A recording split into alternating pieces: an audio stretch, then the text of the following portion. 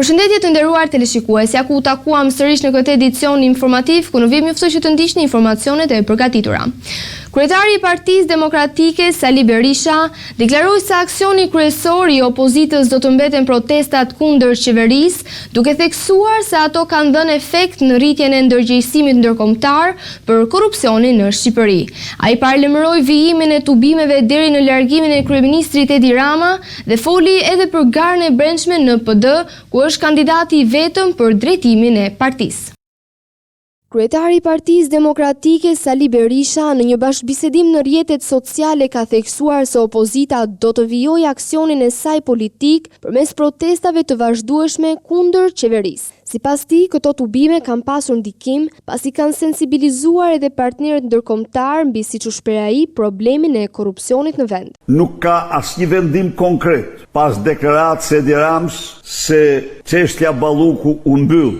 Ajo që ndodh është Balluku si kryeministër në hije, Balluku vendimar si kryesor në partinë e krimit. Balluku çdo ditë shkon në ministri dhe në agjensitë që drejtonte më parë për të vazhduar drejtimin e tyre dhe për të ndryshuar dokumenta. Lubia është bërë të merr për deputet dhe drejtues të Partisë Socialiste. Ne jemi në këmbë dhe ne do vazhdojmë kryerritjet tona paqësore gjërë në largimin e Edi Ramës. Në të njëjtin komunikim, ai u ndal edhe te zhvillimet brenda Partisë Demokratike, ku të shtunën pritet të zhvillohen zgjedhjet për drejtimin e partisë. Berisha është kandidati i vetëm në garë dhe ka theksuar se procesi është legjitim pavarësisht mungesës së rivalëve. Kur drejtuesi vazhdon të jetë në garë, të qëndrojë në garë, nuk ka kandidat të tjerë në të referendum. A është kjo garë plotësisht legjitime? Legitimiteti i kësaj gare përcaktohet nga vota e lirë e antarësisë. Kjo është gara më e plotë, më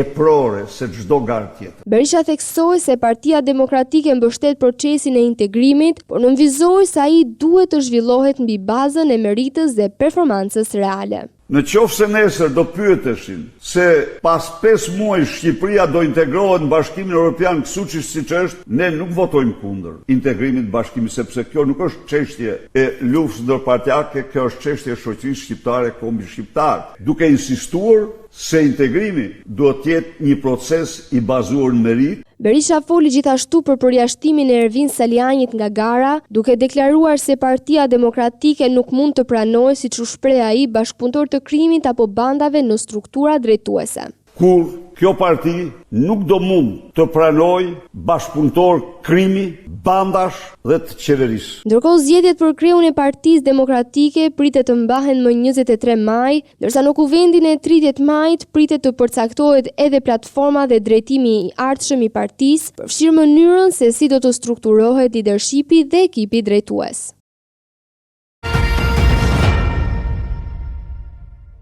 Drejtori i përgjithshëm i Policisë së Shtetit, Skënder Hita, mori pjesë në ceremoninë e rivarrimit të dëshmorit të Adeut në Vrus Cenelia, duke vlerësuar sakrificën e tij dhe duke e cilësuar si një simbol të përhershëm të shërbimit ndaj shtetit.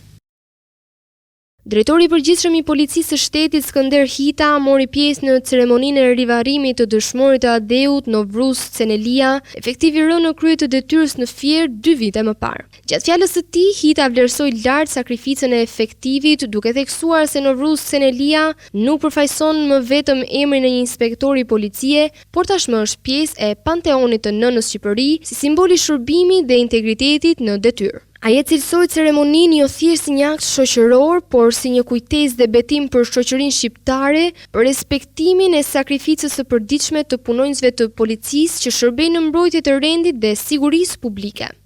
Nga ky vend solemn, ku nderojnë heronjt, sot do t'i përcjell një mesazh të qartë të prerë, të patundur kujdoi që guxon të vlerë dorën mbi uniformën e policisë së shtetit. Kush prek një punonjës policie ka goditur vetë themelet e shtetit. Kush sulmon këtë uniform ka sulmuar rendin, sigurinë, ligjin dhe bashkëjetesën qytetare në Republikën e Shqipërisë. Krimi mund të na shkaktojë dhimbje dhe mund të na marrë jetën, por kurrë asnjëherë nuk do arrijë të na gjunjëzojë, të na zmbraps apo të zbe forcën e reagimit tonë. Çdo dorë që ngrihet mbi uniformën e policisë do të të ndesh forcën e pamëshirshme të ligjit dhe arresën e turpshme të historisë. Ceremonia e rivarrimit u zhvillua në praninë e familjarëve, drejtuesve të policisë dhe përfaqësuesve të institucioneve, ku u theksua vlerësimi për figurën e dëshmorit dhe kontributin e tij në detyrë. Në përfundim të fjalës së tij, Hita i bëri thirrje shoqërisë për më shumë respekt ndaj uniformës së policisë, ndërsa kujtimi i Novruz Senelias u ndërtua si një simbol i sakrificës dhe përkushtimit ndaj detyrës së shtetit shqiptar. SPAK ka përfunduar hetimet dhe ka dërguar në gjykim 4 persona të akuzuar për pjesëmarrje në grup të strukturuar kriminal, tentativë vrasjeje dhe armbajtje pa leje. Sipas dosjes hetimore, ngjarja lidhet me një përplasje të armatosur të ndodhur në gusht të vitit 2024 në zonën e Vaut të Deës. Prokuroria thotë se konflikti mes palëve kishte motive të mëparshme dhe se në incident janë përdorur automjete të blinduara dhe armë zjarri. SPAK ka mbyllur hetime dhe ka dërguar në gjykatën e posaçme dosjen penale ndaj 4 personave të dyshuar për përfshirje në një grup të strukturuar kriminal dhe një episod të rënd të armatosur në veri të vendit. Përpara drejtësisë janë vënë shtetasit Aleksandër Prendi, Franko Leka, Izmir Sakicaj dhe Samuel Troshani. Sipas organit të akuzës, Aleksandër Prendi akuzohet për tentativë vrasjeje ndaj disa personave në rrethana cilësuese, si dhe për mbajtje pa leje të armëve luftarake. Ndërkohë tre të pandehurit e tjerë dyshohet se kanë siguruar kushtet dhe mjetet për kryerjen e krimit, duke qenë pjesë e një grupi kriminal të organizuar. Hetimet e SPAK kanë zbuluar se disa nga personat e përfshirë rezultojnë të lidhur edhe me ngjarje të tjera kriminale të mëparshme, kryesisht kundër jetës dhe rendit publik. Sipas dosjes hetimore, grupi dyshohet se ka qenë aktiv në episode të dhunshme dhe përdorim armësh zjarri. Ngjarja që çoi në nisjen e hetimeve ka ndodhur pas ditën e 23 gushtit 2024. Sipas prokurorisë, disa persona të armatosur të ndarë në 3 automjete të blinduara janë nisur nga zona e Dobraçit në drejtim të fshatit Ranz në bushat të Vaut të Deës, ku ndodhej banesa e Aleksandër Prendit. Dyshohet se përplasja ka ardhur si pasojë e konflikteve të hershme mes palëve. Në vendngjarje ka pasur shkëmbim zjarri mes grupeve, por fatmirësisht pa persona të lënduar. Nga të shtënat janë dëmtuar 3 automjete të blinduara, mes tyre edhe një mjet që drejtohej nga Safet Bajri, i cili më pas u ndalua nga autoritetet. Hetuesit kanë sekuestruar gjithashtu një automjet të marrë me qera nga Aleksandër Prendi, i cili dyshohet se është përdorur gjatë përplasjes së armatosur. Gjykata e posaçme ka lënë në fuqi masën arrest në burg për Marsel Liçajn dhe detyrim paraqitje për vëllain e tij Ermal Liçaj. Të dy të dyshuarit si pjesë e një grupi të strukturuar kriminal që trafikonte heroin nga Suedia drejt Danimarkës. Hetimet të kryera në bashkëpunim me autoritetet daneze zbulojnë të paktën 7 episode trafikimi. Gjykata e posaçme kundër korrupsionit dhe krimit të organizuar ka vendosur të konfirmojë masën e sigurisë arrest në burg për Marsel Liçajn, ndërsa për vëllain e tij Ermal Liçajn është lënë në fuqi masa detyrim paraqitjeje. Të dy janë të dyshuar për përfshirje në një rrjet të strukturuar kriminal me aktivitete në trafikun e narkotikëve drejt vendeve të Europës Veriore. Sipas vendimit të gjyqtares Rudina Palloj, masat e sigurisë lidhen me akuzat për prodhim dhe shitje të narkotikëve në kuadër të një grupi të strukturuar kriminal, si dhe për pjesëmarrje në organizat kriminale. Hetimet e prokurorisë së posaçme SPAK tregojnë se 2 vëllezërit nga Fieri dyshohet që kanë qenë të përfshirë në trafikun e heroinës nga Suedia drejt Danimarkës në të paktën 7 raste gjatë periudhës tetor 2023 janar 2024. Lënda narkotike, sipas dosjeve hetimore, dyshohet se përzihet me substanca të tjera si paracetamol dhe kafein për të rritur sasia dhe përfitimin në treg. Operacioni është zhvilluar në bashkëpunim të ngushtë me autoritetet daneze, të cilat kishin nisur më herët hetimet në kuadër të një aksioni të koduar Bachus, që ka çuar në arrestimin e disa personave, përfshirë edhe shtetas shqiptar dhe të huaj. Sipas SPAK, një prej të arrestuarve në Danimark është kunati i 2 vëllezërve, duke forcuar dyshimet për ekzistencën e një rjeti më të gjerë në trafikun ndërkombëtar të drogës. Hetimet për këtë çështje vijojnë. Një aksion i agjencisë mbikëqyrjes policore në Sarandë ka çuar në arrestimin e shefit të komisariatit të qytetit Gëzim Bashllari dhe 3 efektive të tjerë të dyshuar për tolerim dhe favorizim të një ndërtimi pa leje Buzdetit. Në pranga janë vënë gjithashtu edhe 8 persona të përfshirë në punimet e paligjshme, ndërsa një tjetër shtetase është shpallur në kërkim.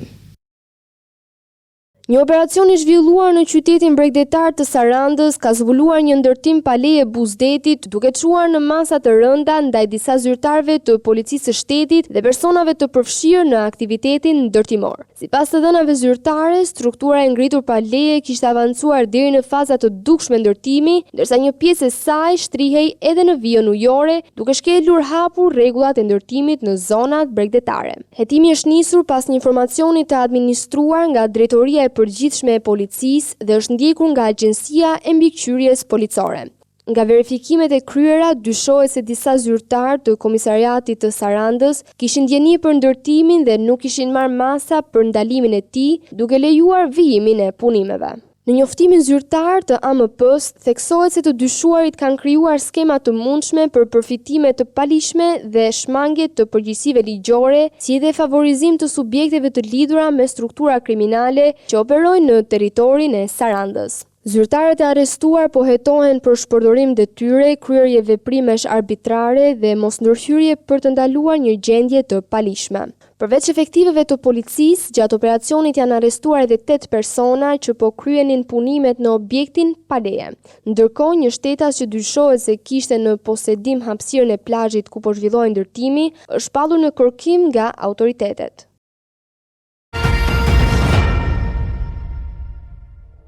Dy persona të armatosur kanë grabitur një argjendari në qendër të qytetit të Kamzës. Autorët të maskuar me skafandra motori kanë kërcënuar shitsin dhe kanë marrë bizhuteri me vlerë. Ngjarja ndodhi vetëm pak metra larg komisariatit të policisë. Policia ka ngritur pika kontrolli dhe po punon për identifikimin e tyre.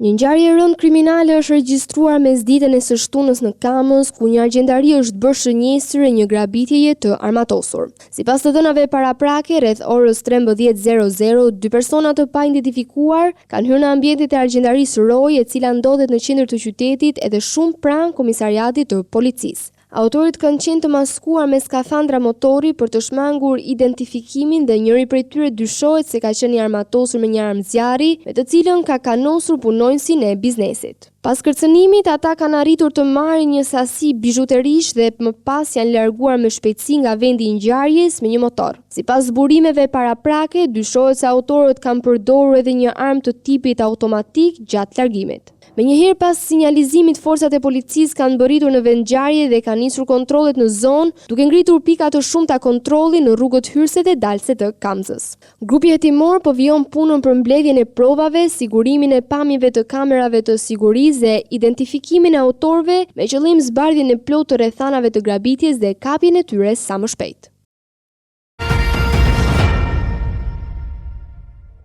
Vetëm një ditë pasi uli çmimet e karburanteve, Bordi i Transparencës vendosi të shtunë rritjen e tyre, duke e çuar sërish naftën mbi nivelin e 200 lekëve për litër.